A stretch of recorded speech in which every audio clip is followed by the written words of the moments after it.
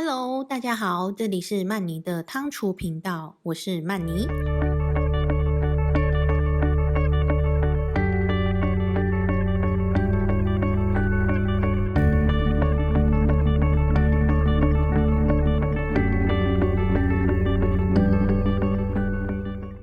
高汤是料理的美味之道，它是由丰富的山珍海味经长时间所淬炼取出的精华汇集而成。若说高汤是料理的灵魂，实至名归。高汤犹如葡萄酒，细细品尝可以发现它的前中后调，有如绢丝柔顺，入喉回甘，滋润五脏六腑。后疫情时代，宅在家不如宅在厨房。不论身份贵贱，厨房小白、餐厅大厨，人人皆可料理并享用美食。想在家烹调出美味料理，需关注几个重要步骤：食材严选、烹煮顺序、火候控制、基础调味。即便如此，是否曾几何时总觉得少了一味呢？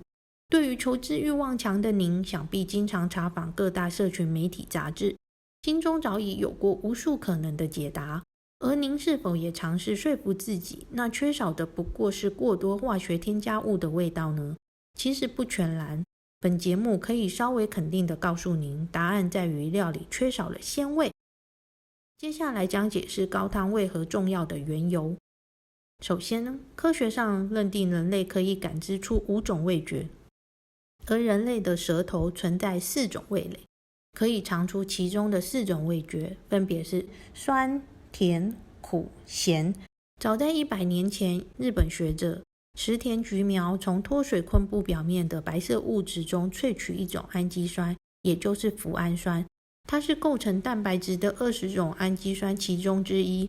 简而言之，昆布和海藻一旦经过脱水、腌制、浸泡在热水中，游离脯氨酸盐便能轻易萃取出来，带出鲜味。而后几年，科学家分别从柴鱼和干香菇中发现肌苷酸与鸟苷酸，它们都是核苷酸的一种。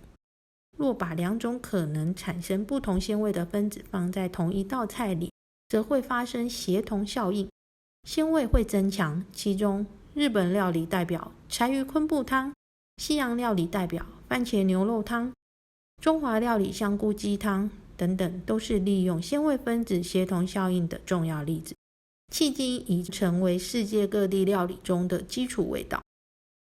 若要将高汤的来源分类，共有6大类：家禽肉骨、海鲜活体、豆类、奶制品、鲜蔬及干货。